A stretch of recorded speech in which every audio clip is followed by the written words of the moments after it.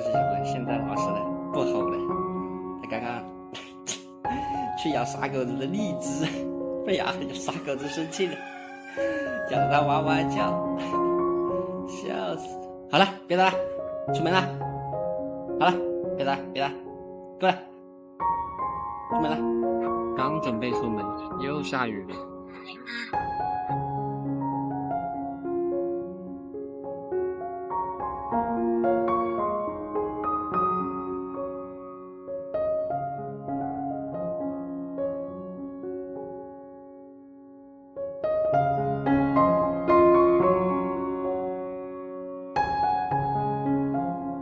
养羊啦，一定要经常给它按摩，这样才能更好的交给小妹，你说对不对？看他这一脸享受的表情。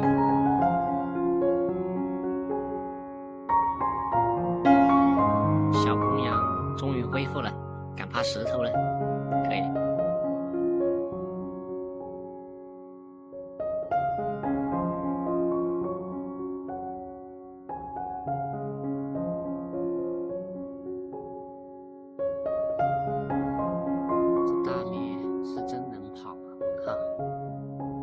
在家旁边吃的，他跑到这个水孔鱼塘那里，跑到下面去了。我靠！这个就一转眼的功夫，他就跑下来了，带着他的孩子。服了。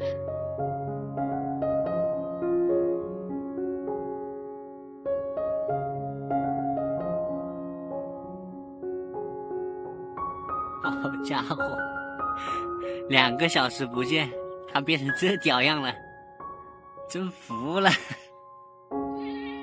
我靠！要不是今天没出太阳，我高低点把它往鱼塘里面丢2次，我靠！太不讲卫生了！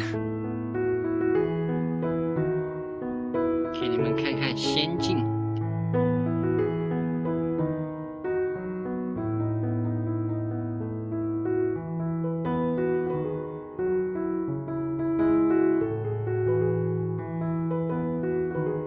傻狗子还挺会占位的，现在最难管教的就是那只公羊。傻狗子居然知道去跟着那只公羊，有意思。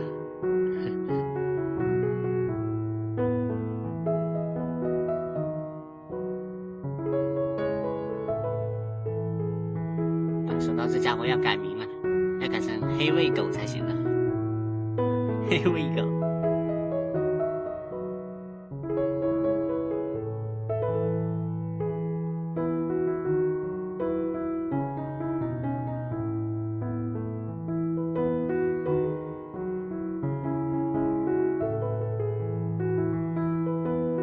不知道他在跑什么。又开始下暴雨了，难顶哦！只希望少淹一点房子，少淹一点粮食。